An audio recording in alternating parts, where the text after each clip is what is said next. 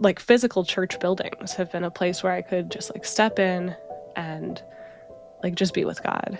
And everything else is like outside. And like this is where I get strength to deal with those things. But suddenly when it's the church that is the cause of my anger and distress, going into that building no longer brought me that solace. Going through the reports, like hundreds of pages of like details of how children were sexually abused, like that's deeply upsetting stuff. It's those details that I was just like throwing at God in my prayer, like, how could you let this happen? Colleen Dulle, thank you so much for joining me today. Thank you. It's great to be with you. I've been looking forward to this. I really enjoyed your book, Struck Down, Not Destroyed. It was a really fun read and a fun change of pace for me as well. And in it, you talk about your experience as a Vatican correspondent, which just sounds genuinely fascinating to me. So I would love to know, like, when first of all, I don't even know like how one goes about starting that. But when you kind of got this role of like, I'm going to be covering the Vatican, did you think like, oh, this is going to be rough, this is going to be exciting, especially like how you thought that might impact your faith as a Catholic? Yeah, I think that I really didn't give a lot of thought to how it was going to impact my faith, which I wish now that I maybe had thought about that a little bit because uh, getting right out of journalism school, right into covering the kind of 2018 wave of the clerical sexual abuse crisis. There was this like summer where we had the Pennsylvania grand jury report, which was like decades of abuse all cataloged in harrowing detail, followed by the Cardinal McCarrick scandal where like his abuse was revealed and he very quickly like fell from grace and was removed from the College of Cardinals. And then this whole controversy with Archbishop Vigano issuing a letter implicating Pope Francis in cover up. Just all of that was like a big hit to my faith the second I started working full time on this beat. Um, yeah, so no, I think probably a lot like you. Like I got into my Catholicism in part because it was like very intellectually interesting to me. And I don't think I think that I was always looking for truth, right? Which leads naturally into me becoming a reporter, but it's makes it a little bit difficult. I think I had always seen the journalism as a way to explore the faith, and I don't think I had realized how much it could maybe threaten my faith. Yeah, well, and it's interesting that the same hunger for truth that might lead someone to like spending their free time reading John Henry Newman or something, right? Or like the Sure. church fathers is also a hunger for truth that leads you to say like, wait, let's get to the bottom of what's going on in the world. Hmm. But sometimes those lead you to kind of different I don't know, different places in terms of your faith being reassured versus your faith being challenged. And I'd love to know, I mean, so you're coming out of journalism school at this time, right? And so you're still Catholic, which in and of itself is something I think you describe your faith as like hard won in the book. I really liked Yeah. that way of Yeah. talking about it. Because I imagine at this point you've already seen like a lot of friends leave the church, leave their faith, Oh, for sure. Yeah. and you've stuck with it. So it's like you've overcome that one challenge, but I imagine this was a whole different level of challenge. Is that fair? Yeah, absolutely. Starting when you're like a teenager, you are thinking critically about your faith for the first time. And certainly at that point, I saw a lot of my friends just start to realize, they didn't think that Catholicism had a lot to offer them. And I kind of went the other direction. I say because it was, the Benedict papacy, and I was a teenager with a laptop, and the internet was saturated with like apologetics content. But I found that I really enjoyed uh, trying to learn about, yeah, the reasons behind the teaching, so that I could examine it critically in that way. But no, certainly even starting then, my friends were leaving the church, and I think even through journalism school, like through my kind of adolescence, let's say, like extended adolescence that goes through college, um, I had certainly seen things that like were hypocritical in the church, things that, turned a lot of people off that way, and had done some grappling with those. But I was definitely too young in like the 2002 wave of the abuse crisis. I was sheltered from it. And so having to deal with that as an adult who had just recently like become kind of a public Catholic, right? Working for a Catholic magazine, expected to, represent that. That was tough. That was a real moment of like, did I make the right decision in this career path and in aligning myself with this institution? And it does take on a different flavor, whether it should or not. When you're a public Catholic or you have like your career is tied up in your faith, it becomes Hmm. this, and it's also publicly tied up in it. That processing things takes on, I think, just different layers and makes it kind of Yeah. complex and messy at times. I'd love Yeah. to, There's though, like, what can I be wrestling through? And then what can I be talking about wrestling through? and there's like a level of prudence too. Like, I don't Yeah. know. I feel like I Totally. share a lot online about, parts of my life, but no one shares everything, even if they are a No, of public, course. figure or something. And Yeah. Yeah. there's like, okay, are all my half-baked questions and doubts the things I want to talk, like, like how baked through Right. do they, this is a probably not a great metaphor, but like, how fully do I want to be articulating these thoughts before to myself before I Yeah. articulate them to Yeah. others? Exactly. Yeah. Exactly. And then, combine that with like fear of how people respond on the internet, and it's just a whole mess. Yeah. I have to say this, I was planning to say this to you before we started recording, but in any case, speaking of how people respond online, I laughed out loud at a portion of your book when you said, I get accused on Twitter, X, whatever, of being what did you say, a proponent or a propagandist for feminism, the Pope, and the devil. And only in online Catholic circles does that trio make sense. And I was dying because I get it. That You're was like, that's phenomenal. something I've seen. Yes. Yes, yes, that combination makes no sense outside of the world that we inhabit online. Yep. But that was hilarious. So buy the book for I that feel like alone, you get people. it way more than me also as a Protestant. Like you get it so much Probably. worse. Yeah, probably. It's interesting. But in any case, I do want to go back to this idea of like how you make sense of the difficult times, because we touched on one aspect, like we both tend to be kind of intellectual people, the Mhm. Benedict papacy, like I still think people are realizing like how good they had it in a lot of ways in Mm. terms of like having someone who's such a bright theologian, for people Yeah, yeah.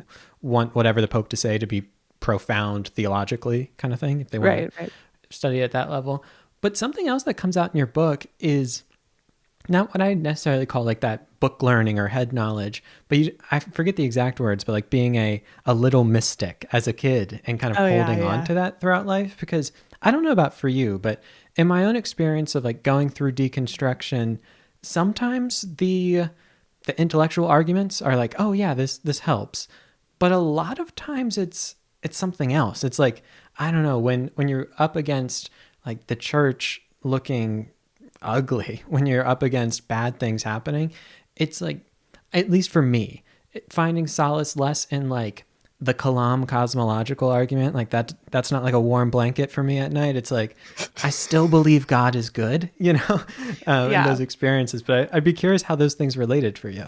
Hey, I hope you guys are enjoying this video, but one thing I know people don't always enjoy is the ads that go with these videos. Now look, ads are how YouTubers like me are able to pay the bills, but if you want to watch these videos early, ad-free, and with my post-show reflections at the end, you can do so by becoming a patron at any tier by going to patreon.com/gospelsimplicity. From $7 a month to $100 a month, your support helps this channel keep going and growing, and not only will you get early ad-free access to these interviews, but you will also get access to the Gospel Simplicity Book Club, where we read the Church Fathers together, and it is an absolute blast. So if you want those perks and others, go to patreon.com/gospelsimplicity.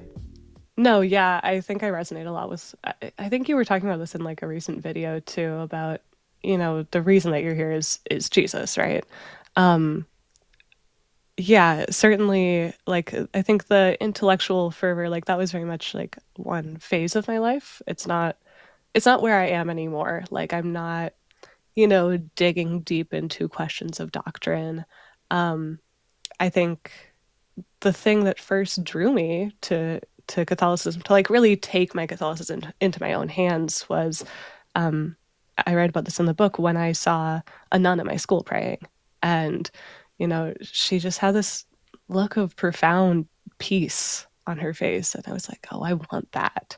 And so I started praying, and it was really like, yeah, through this transformative encounter with God in prayer that I really started to care about this stuff. And, you know, for years that took the form of like kind of an academic pursuit, but I think also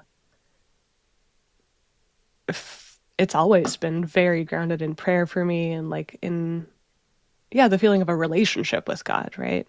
Um and I think I've gone looking for it in other places too, like not just in books or like internet theology circles, but also um, just like in looking at times very desperately for people that I felt were living the gospel, people who were living radically different lives from most of us because they read what Jesus had to say and were like, okay, this means that I have to do something that is totally different.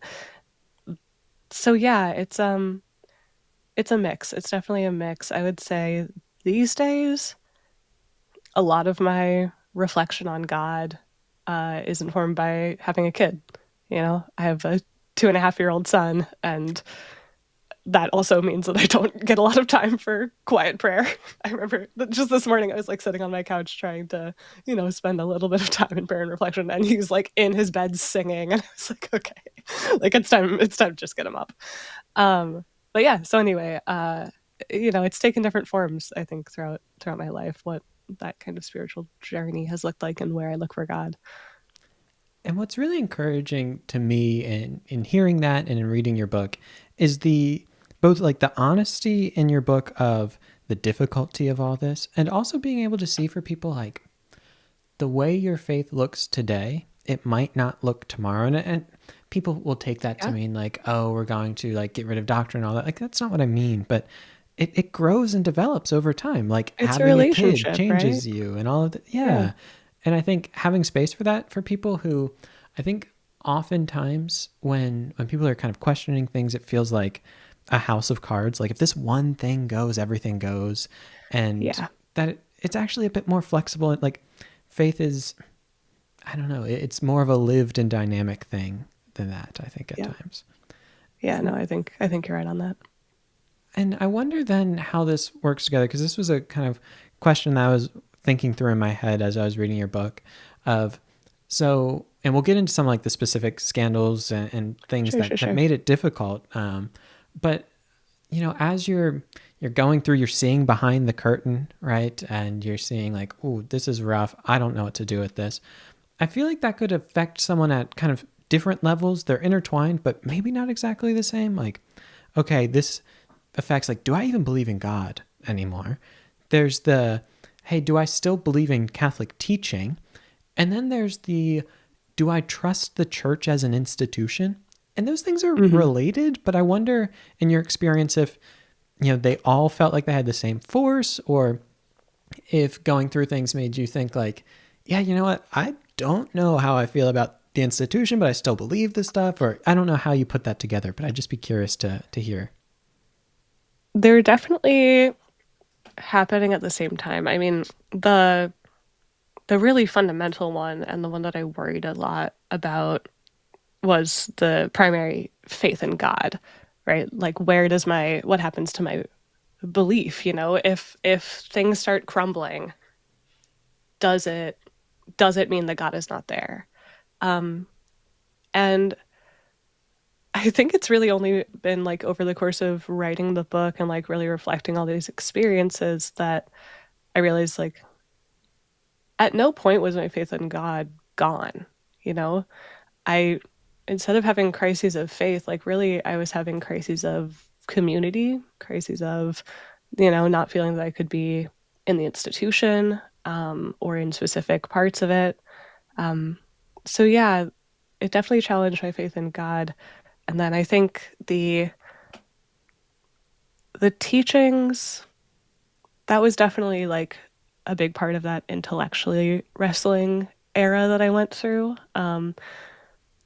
I've wrestled with different teachings, but it's never been like not since that sort of Benedict era has that been like a key important part of my spiritual life or my even feeling that I can identify as Catholic. Yeah, I think I grapple with them very actively, but one of the lessons that I learned in the book is like that that grappling with various church teachings, it's going to be an ongoing process. That doesn't have to mean that I, leave the institution. I think that it means that, yeah, there's room for it. I write in the book about like um, Jacob wrestling with the angel as sort of a metaphor for this. But, essentially, like I was on a retreat and I was reflecting on that passage and I realized that God chose to like go all night with Jacob, right? And be evenly matched, in strength or whatever, which had to be immensely frustrating for Jacob. And it's like, well, okay, why would God choose to do that? Because God wanted Jacob to wrestle, because there was value in the wrestling. And so yeah, a kind of spiritual takeaway for me was like that whether it was wrestling with the presence of God or specific teachings or even just like ugly institutional realities, which tends to be what I am wrestling with most of the time because it's what I have a front row view of and what I'm spending my days thinking about and covering.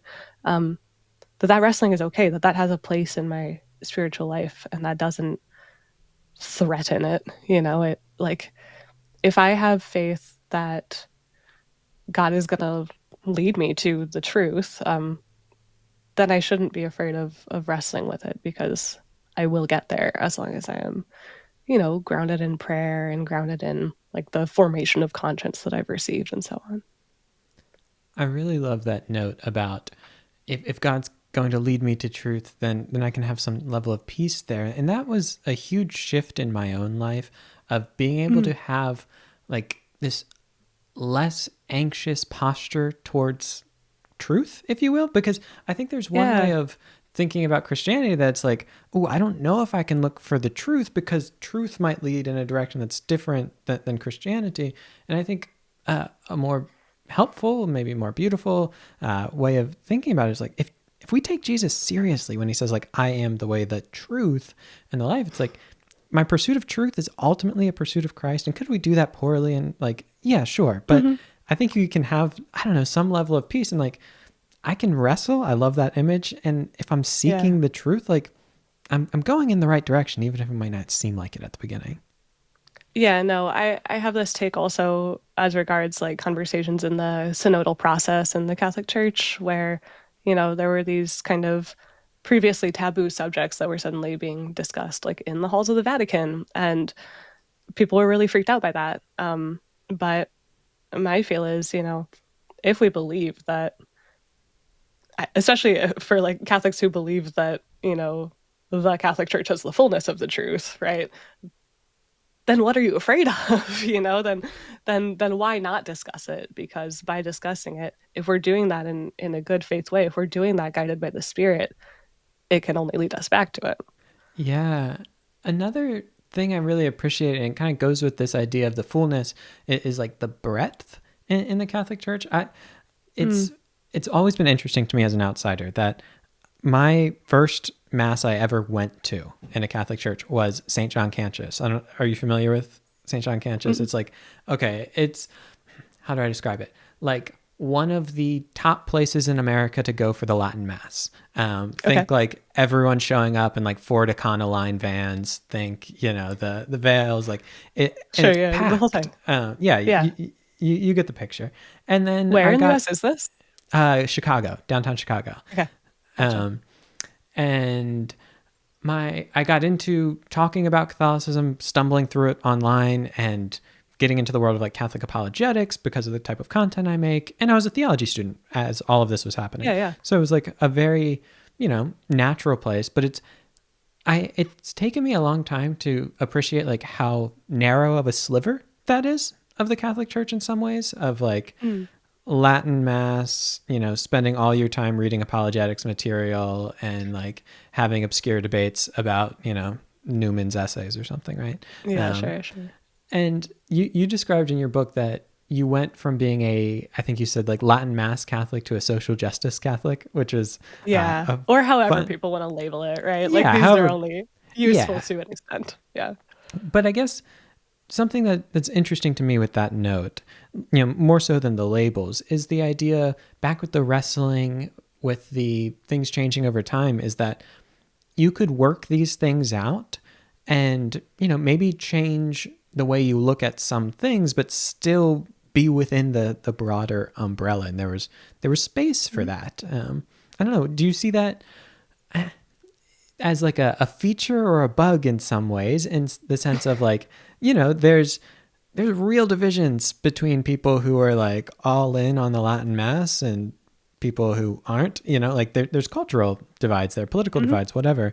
But so that could be a negative, but on the other hand, like there's multiple rooms within the larger house, if you will. Yeah, of course. I'm a big believer in like a big tent Catholicism, right? Like here comes everybody. That's the vision that I'm working from. Um, yeah, I definitely see it more as a feature. I also think that like the polarization is an issue for sure. I title my chapter about this schism in the heart and kind of drawing a parallel to when Jesus says, if you look at somebody with lust, you've committed adultery in your heart. Like if I look at people who go to Latin Mass as, not the right kind of Catholic or as, less Catholic than whoever I'm hanging out with or whatever. And if they view me that way, uh, we're all committing schism in our hearts where we are not seeing each other as like fellow members of the body of Christ.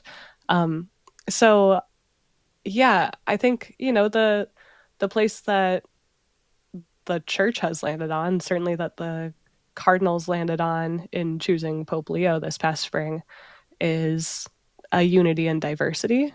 And it's a real challenge to hold that diverse communion of people together, right? Like Pope Leo just said this the other day, and it's something that I never tire of explaining to people who follow Vatican news and ask, why aren't things changing more quickly or whatever. But like, if the Pope is the guarantor of unity in the Catholic Church, he has to keep on board people who want to run ahead and people who are, want to stay behind and get them all continuing to scooch towards where he thinks that the church is supposed to be. And he articulated this just this past weekend. He said, you know, if you can't do that, you risk a break. You risk a schism, like a real schism, not just a schism in the heart. And so I think the thing that I try to be really cognizant of and is the lesson from that chapter in my book is like, this starts somewhere. Like, this division starts within us and how we view each other. And so what I have to do is push back against that. I use the Jesuit like idea of agere contra, right? Push back against.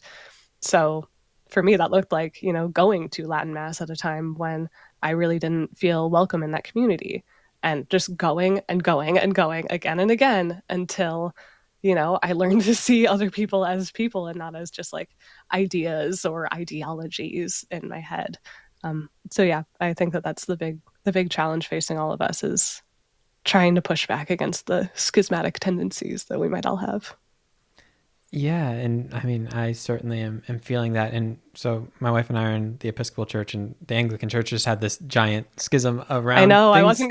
wasn't gonna bring it up, but like, yeah, Oh, this is no, it hits home, right? Of how do you keep everyone on board when people want to run in different directions or at different yeah, speeds? And and this is exactly what the risk is, and it's so sad. Like, it's so sad that there is a split in the community.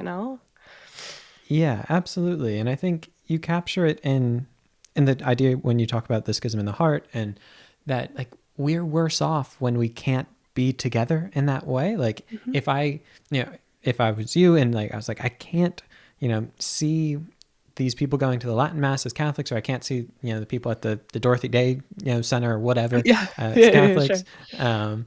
Then like you're losing something. It's not Mm, Catholic in like the general yeah. sense of the term, then. Yes.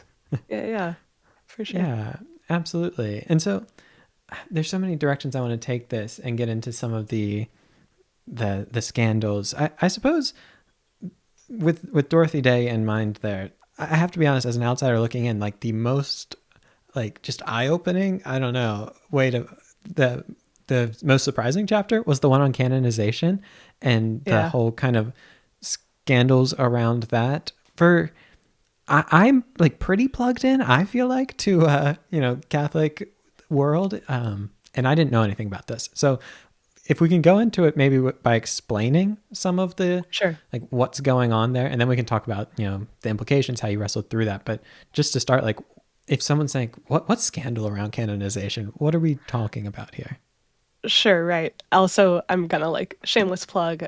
If people like hear this little bit and want to hear more about it, I did a deep dive podcast on my show Inside the Vatican that's all about how saints are made. So if you just like Google that, you'll get a I'll put it solid in the hour description. of this stuff. Cool. Um, no, so the scandal really, I mean, I don't even know that I would call it a scandal. The thing that I feel like throws doubt into the canonization process, at least for me, is the role that money plays in it. Um, it's extremely expensive to canonize a saint. So for Dorothy Day's cause, and hers is admittedly seen as a more expensive one, um, it costs, it's going to cost $1 million by the time she is canonized. Now, I've talked to people in the Congregation for Saints causes who are like, well, actually, like, that's not that bad if you budget it out over 40 years. Okay, sure. And most causes are like, I believe, 300 to 400,000 euro. Um, but that is unachievable for many, many people who want to bring forward, say, their loved ones or someone who inspired them for canonization. So, as a Vatican reporter, I'm usually sitting there getting these updates on who is moving through the process periodically. And it is the vast majority of the time priests and nuns, like from religious orders, usually the founders of religious orders. And the reason that they're able to move forward is that the first part of the canonization process is the local phase. So it's backed either by your religious order or by the diocese. I think where you died usually is how they do it. Um, and you have to compile every single thing that a person wrote. Uh, you have to compile interviews with people who knew them. Those have to be approved by a canon lawyer also, who either is sitting in or reviewing them. I can't remember exactly. Um, but all this stuff takes an enormous amount of work. And so usually it's the religious orders that have like a lot of free labor available to them that they can put into this process. And, they have the dedication to do it. Um, but like a regular lay person, right? Like somebody's grandma probably doesn't have that, her grandkids or whoever thinks that she was a really holy person and should be considered a saint, they're not going to be able to like give up their day job to go do this. Or if they are, it's usually because they're independently wealthy. And so you do get some of that as well. You know, I don't think that we can fully throw out the process and say like this is not legitimate because miracles are certainly a thing. And also like I don't think anybody gets through just because they're rich. I think it's amongst the many holy people who could be canonized saints, it is those with resources behind them that are more likely to ultimately be canonized. So, yeah, it's not like a grave scandal, I don't think, but I think that it makes the playing field uneven in a way that people don't usually realize. I talk about the case of this guy, Hermano Pedro, who lived in Guatemala, whose cause for canonization languished for like 300 years because there was no money. He was working in such a poor part of the world, but he was seen as a saint. There were miracles in like local legend attributed to him. People would come and leave offerings, and they would knock on his tomb so that he would hear their prayers and stuff. Um, but it wasn't until like John Paul II was Pope that he ultimately got canonized. And if you ask, I talked to a local guy in Antigua who's like kind of a tour guide, and he was like, yeah, my view is that he was canonized because John Paul wanted to canonize somebody in this part of the world, and he wanted somebody who wasn't critical of the Spanish like colonization, and Hermano Pedro wasn't, and so he like plucked him out of the several century stall to canonize him. So there are, even if that was not the case in that situation, like there are cases where politics are playing a part of it. There are cases where money is playing a big role. I also talk about how there's this like print shop that you have to send everything through. It's like they give you two choices, but the number one is owned by the brother, I think, of one of the biggest postulators who works on saints' causes. So there's just like there's a lot of human messiness in the canonization process that, yeah, like I said, I think makes it not the most egalitarian situation. It's not this pure meritocracy. It's not this thing where we're just looking at a person's holiness. All this other stuff plays a role too. Um, but yeah, the miracles are the reason that I don't think that we should throw it up entirely. And it's a good distinction, right? Between saying people are becoming saints who shouldn't, and people who should become saints aren't because of the cost involved. And I'll say the thing that was just like eye-opening or amusing to me was that the note about the paper that you threw in there at the end, or the print Oh my shop. god. I was like, this feels like, I don't know, like Yeah. Renaissance Medici or something like this going on here. Yeah, not even just the like print shop like contract going to a relative of somebody influential, but also the fact that like you have to print all this stuff to really, really specific standards. I know this from working on Dorothy Day's cause. And if it's not exactly to the if your margin is a quarter inch off, they make you reprint the whole thing through that print shop.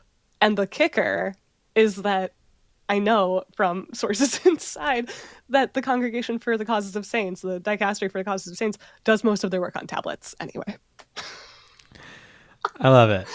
I don't, Come on. but I love it as a story. Yeah. It, but yeah, and it's so messy. And I think this is a good one to like enter into some of these heavier things because it's Sure. messy, it's bad, but it's you can kind of laugh at this one in a way. It's like, okay, should there be For reforms sure. on this? Yes. Like, Yeah, are there totally. issues Right. here? Sure. But like, when we're talking about paper, like it's a little more lighthearted than maybe some of the stuff we'll get into. Um, God, yeah.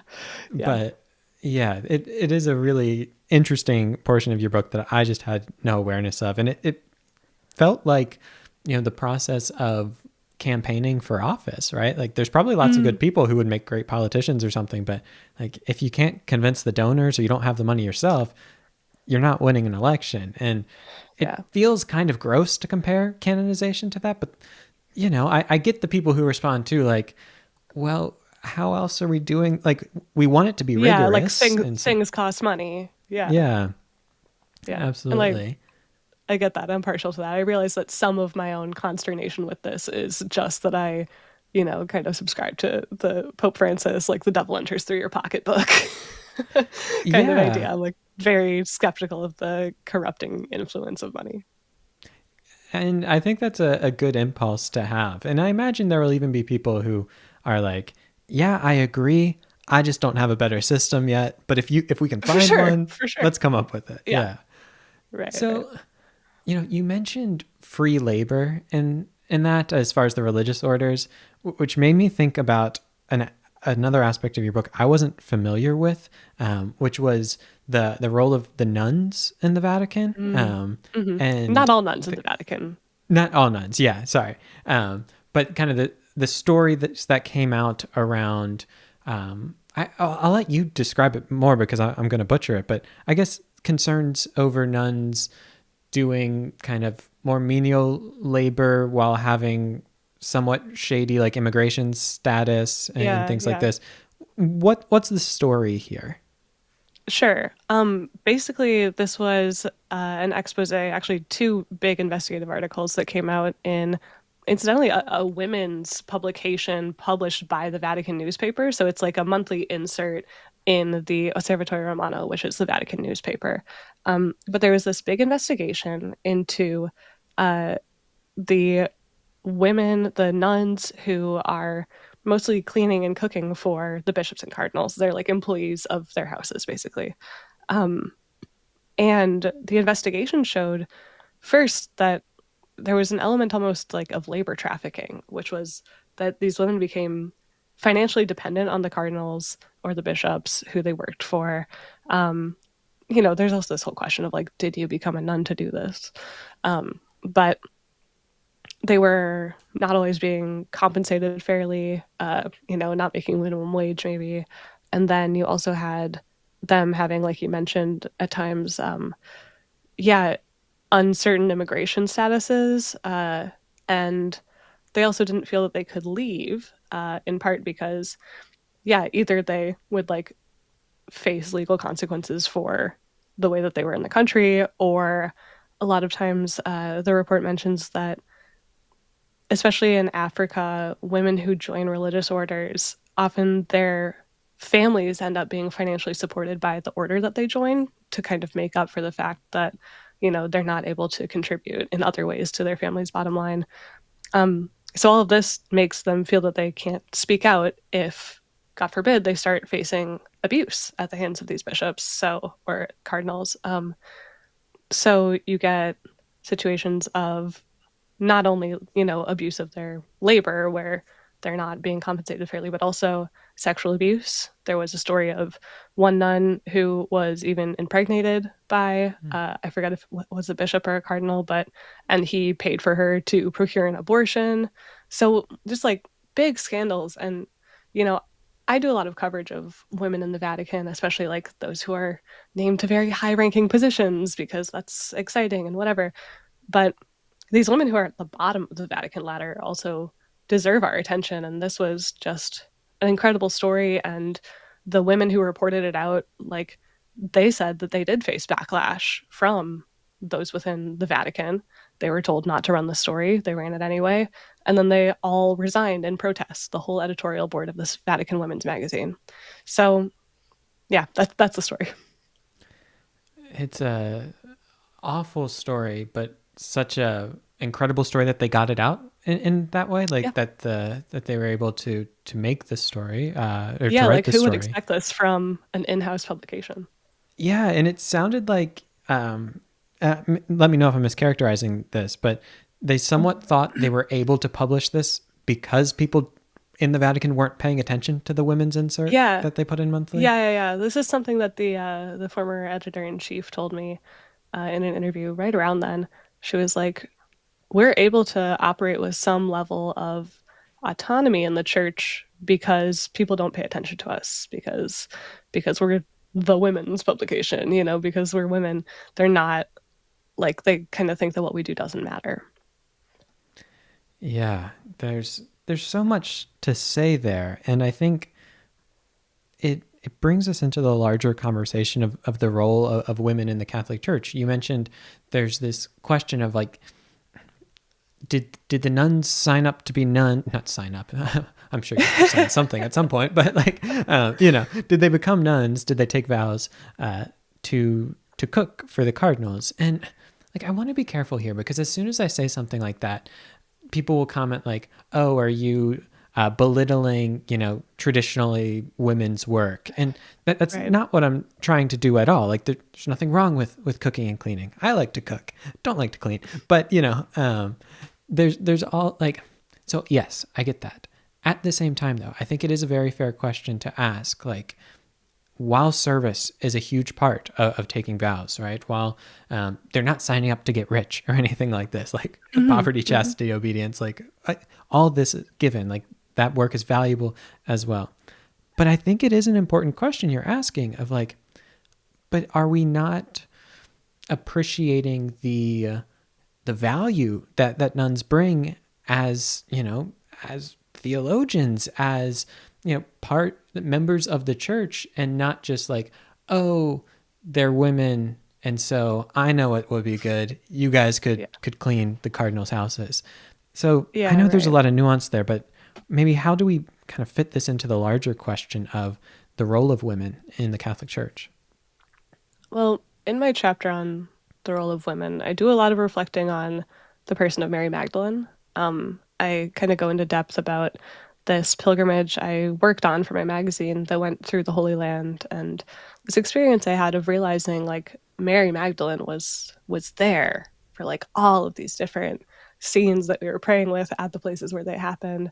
And I was having like a very kind of like dry spiritual experience on this pilgrimage, but once I got to the Church of the Holy Sepulchre, um, I had kind of this moment at the tomb that maybe we'll talk about when we talk about the clerical sexual abuse crisis, because it really kind of broke through some of the noise on that for me.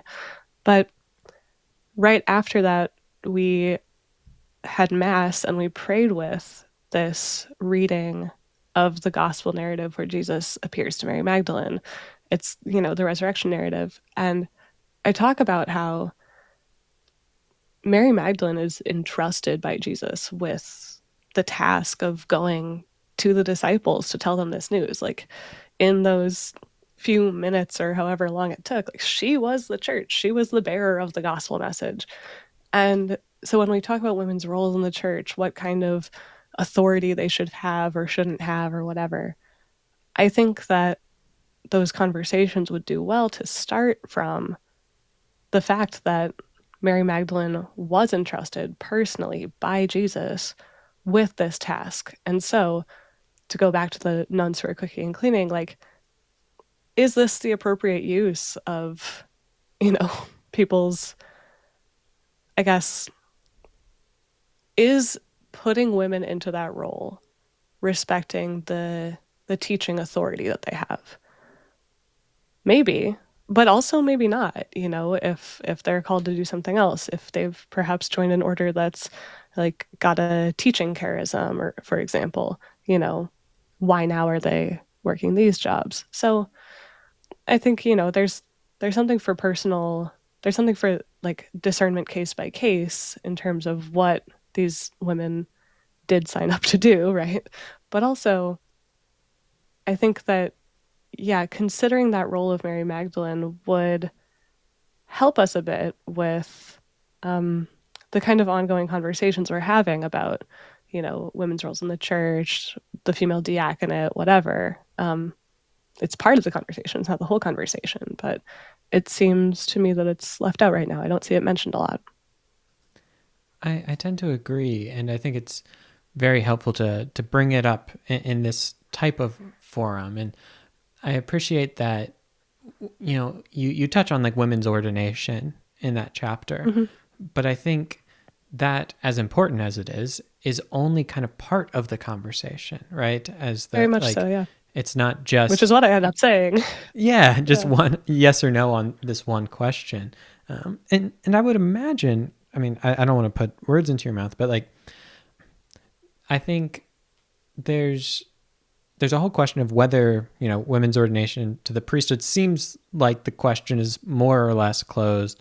Diaconate seems a lot more open, but to narrow it to those questions, it kind of just flattens it, and it kind of takes some, like, I don't know, agency away too. Like, well, we just have to wait until the Pope says yes or no on one question Mm. versus like, oh, but we have a whole culture, and we have, you talk about all Yes. the different offices in the Vatican, that this does seem like an area where, from my perspective, maybe I'm the propagandist for feminism, the devil, and maybe not the Pope, but some progress of like, okay, there's women in roles that, like, this isn't asking to violate the code of canon law or anything. This is just asking for, Hmm. like, we have brilliant women. Can they be in these positions? Yeah, yeah, exactly. And I mean, there's a lot of different levels on which this conversation is happening, right? Like you have study commissions looking into, okay, the history of women deacons and also what the diaconate kind of looks like now post Vatican II, because that changed our view of the diaconate a lot. You also have, these practical conversations about, okay, like there are places where we don't have priests, where women are doing some of those functions. What kind of recognition should they or shouldn't they have? And then also there is the big question of the change of culture. Pope Leo just said this the other day. He was talking about, yeah, there's the question of like what roles can women hold, but in a lot of cases, they already can hold certain roles, but aren't because of the cultures that they're in that, see women as not having authority, basically. So there's a lot of different ways that's going on. There is also a slow change of culture in the Vatican as more of these mostly guys work alongside women and find that experience changing them. So yeah, it's an ongoing thing. I would love to see a little bit more Mary Mags up in there. Yeah, and I'm sure this goes right back to, the comment you talked about from Pope Leo of, I have no idea. I won't, try to speak on behalf of Pope Leo, but let's say Pope Leo, desires greater female representation at different levels of the church. There's the, okay, what do I want as Pope Leo? And then there's this Hmm. question though of like, so do I, make a change overnight and Right. have like all of this backlash and like there's a prudence here, but it's Yeah. hard. And I won't butcher the Latin because I don't remember what it was, but the Jesuit saying you brought up there of kind of pushing back on these Acting things. against, yeah, agere Yeah, contra, yeah. there we go. And my semesters studying Latin are not paying off right now, alas. We couldn't have this conversation without talking about, in talking about scandals, without talking about the sex abuse Yeah. scandal crisis. Crisis might be the better word there. I don't know. Whatever you Um, want. Both are accurate. okay, there we go. Yeah, it is both of those things. Um, so it's an interesting thing for me as an outsider to kind of wade into, where I, like you, like missed the 2002 or like the early 2000s wave of it. Yeah. Um, and then I was aware of the 2018 one. And even more recently, when I first moved here to Baltimore, anytime I'd turn on the radio, which isn't often, I usually had my phone plugged in, but there would be ads like, are you a survivor of, Right. sex abuse? Yeah. Join And our class action lawsuit. Yeah. exactly. Yep. And it was always on. And it, it's interesting to me because it seems like, on the one hand, there's a big cultural awareness. Like when this news broke, it seemed to really, I mean, it was huge news. And I think it scandalized a ton of people in the church. That's the experience I don't have because wasn't in it. And I'm sure lots of people left. Lots of people are like, I'm not sending my kids to X, Y, or Hmm. Z because I don't Yep. trust it.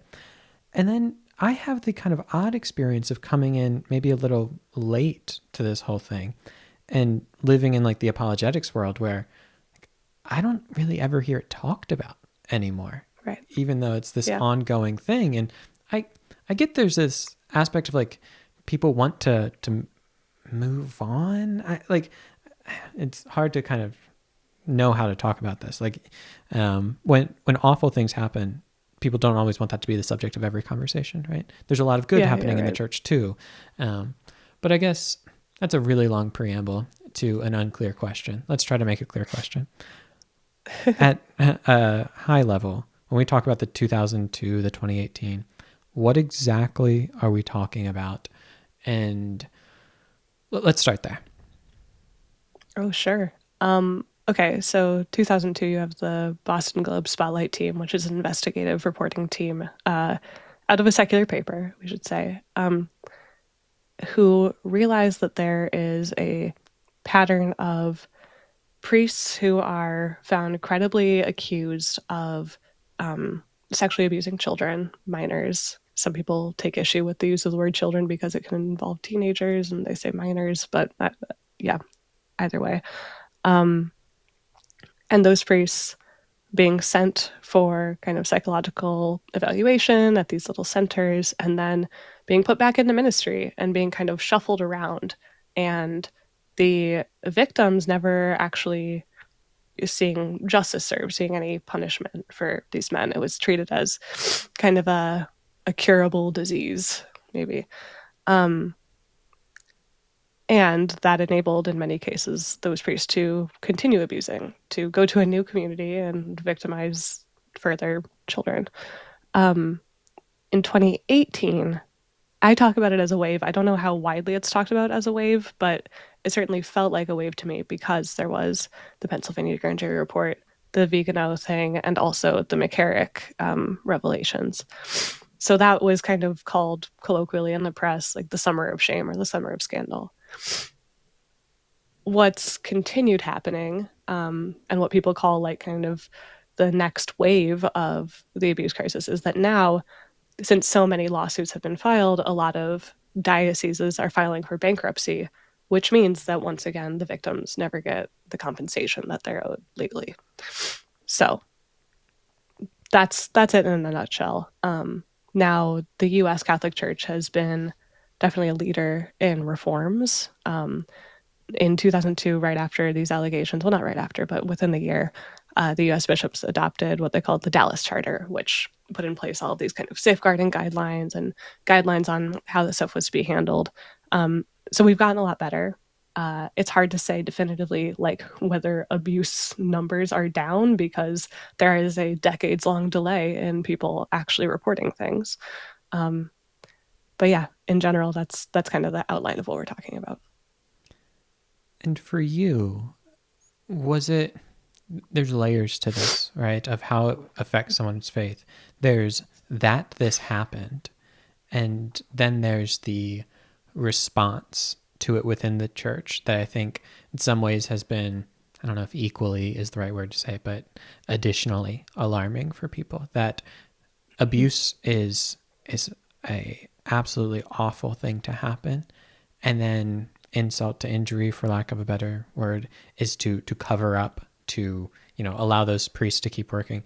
How were you processing this as a Vatican correspondent, and what maybe aspects of it were the most difficult, if you don't mind? How I was processing it was mostly by drinking a lot. I talk about that in the book. Yeah, I think a big part of my processing was just conversations with other people who were finding themselves in the same boat. At that time, I lived in an apartment building kind of in the Fordham University neighborhood in the Bronx. And so I was always hanging out with my cousin who lived across the hall and his friends, and they were all theology students. And I remember like sitting on our roof one night, sorry to my previous landlord, we were not supposed to be on the roof, but sitting up there, drinking wine, eating pizza, and talking about just like how all of us were dealing with this question of like I brought up at the beginning of this. We had signed up to be publicly associated with this institution to represent it and to an extent like represent its teachings, and suddenly all of this stuff was coming out that we'd never had to grapple with before, and questioning, did we make the right call getting into these careers as theologians, or in my case, as a reporter at a Catholic magazine. Um, what were the most difficult parts? Just the bare facts of the abuse. I think even more than the cover up. I think it was just that, like, day by day, going through the reports, like hundreds of pages of like details of how children were sexually abused. Like, that's deeply upsetting stuff. I think that hits harder than, you know, and then they shuffled the priests around, right? Like, that was insult to injury, but it was the first injury that I was really hooked on and that I struggled the most with. And when I talk in chapter 1 about like learning to yell at God, um, yeah, it's those details that I was just like throwing at God in my prayer, like, how could you let this happen? Um, yeah, and so I mean, maybe we can move on to talking about that, about like the prayer processing, because for a while it was like, I don't want to talk to you about this. Like, for a long time, and still to this day, I think, the like physical church buildings have been a place where I could just like step in and like just be with God, and everything else is like outside and like this is where I get strength to deal with those things. But suddenly when it's the church that is the cause of my anger and distress, going into that building no longer brought me that solace. And that was really hard. And so I stayed away from God for a while. I kept going to mass. It's just like too deep in me as a habit, as a rhythm of life to not do it. Um, but I'd go there and I'd be mad about it. Um, And months later, I had this crazy, like, providential, but, scheduling situation that was going to put me on a silent retreat, Jesuit retreat in Montreal, going straight from there to cover the quickly called and organized Summit on Sexual Abuse in the Vatican, which was going to be my first field reporting experience in the Vatican, and straight from there to work on this Holy Land pilgrimage. And whew, I was like, okay, that's going to be really spiritually intense. And also, like, I am not going to get to run away from these issues anymore and with what they're doing to my faith. And so I was like, I'm either going to come out of this a total atheist or with some new result that I can't foresee yet. And I mean, you've read my book, so you know how it ends. Like I'm still here. But yeah, it was like, okay, let me really face down the demons here. And yeah, I think one big lesson was learning that it was okay to yell at God. I think the other one was learning that, you know, this wrestling like Jacob with the angel was going to be part of my spiritual life for a while, and that that was okay, and that God was with me in that God was like wrestling with me and wanted me to get something out of that that would ultimately bring me closer to God. Um, yeah, but it's not, that's not like a nice like bow to put on it, right? Like I still wrestle. Stuff still happens, and I'm like, come on, like why? Um, but yeah, and that's okay. That's kind of it has sort of become its own gift for me. I mean, I wish that the things that made me wrestle didn't happen, but yeah, like this is part of my relationship with God, and I think it's made me a lot more honest with God and like made me more aware that like God is working even like in spite of all these ways that we gum up what God wants us to do. Yeah. Anyway, just some thoughts. No, I think those are wonderful thoughts. And I think it's a wonderful place to kind of land the plane here because, I wanted to end by, we've talked about scandal here. We've talked about all of this. And I imagine there's a lot of people, I imagine they're kind of the people you wrote the book for. I won't speak for you, but like who have walked away, are in the process of considering walking away from it all. And are just like, I mean, Colleen, look at this stuff. This is awful. Like, how can you stay? And Yep. it sounds like this book is it it's not an apologetic for the Catholic Church, right? But it's a So, story of how one stays amidst that. But I guess in yeah. closing, is there anything you'd want to say to that person who's listening to this and they're like, I don't know, I'm where you were when like I've got a couple weeks and I'm either going to come out of this an atheist or something's going to happen, like because they just Yeah. feel like I've given this church, I've given this faith, this God so many tries, and I feel like I'm coming up empty. What do I do? Yeah. I I have those conversations a lot with people. They're kind of what made me want to write the book. And they're the people that I had in mind the whole time I was writing the book.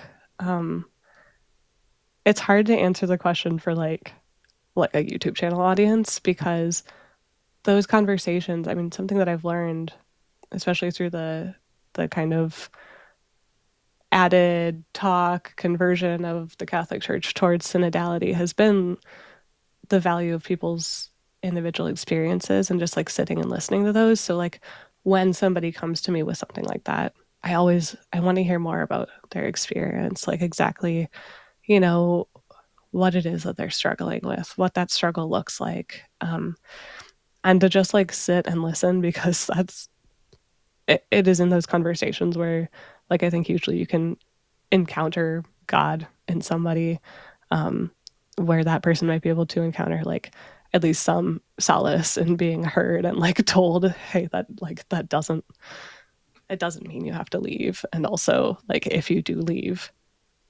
God is always there to welcome you back. And also if you leave, God is not like abandoning you on your journey if you go somewhere else. But yeah, I would definitely want to like hear more of their stories and offer a listening ear and offer that kind of just like support and reassurance that like, yeah, they're not like abandoned by God. I think that's like the most important thing for people to hear. Um, yeah. And then, but also just like, yeah, maybe as a way to wrap this up, like, you know, I am one person. I'm not a theologian. I'm not a person who is even in any kind of teaching position in the Catholic Church. But I've learned that sitting and sharing stories with each other of where God has worked in our lives, of where it's been harder to find God in our lives, and being honest about that, like those things can help us towards healing in the church. They help us towards rebuilding the credibility of the Catholic Church that has been so deeply damaged by the scandals. Um, and so I really encourage people to like try to be open and vulnerable and honest and listening about their experiences and to others' experiences. And so this book is just like my little contribution to that conversation. And I hope that it can help people towards healing. I really think it can. I loved reading the book. This was a wonderful conversation. I think that advice was really wonderful, not just for the person who's, got their hand on the door on the way out, but for maybe even more people listening to this, who are taking the time to be on this channel, who have a lot of friends in that situation, loved ones, family members who sometimes just listening is, it's a huge thing that you can give someone. So, Mm-hmm. Colleen, thank you so much for sharing your story in this book and on this show today. The link to the book, Struck Down, Not Destroyed, will be in the description or show notes down below, as well as the deep dive that you mentioned from Inside the Cool. Vatican. But thank you so much for this. Thanks, Austin, and thank you for listening.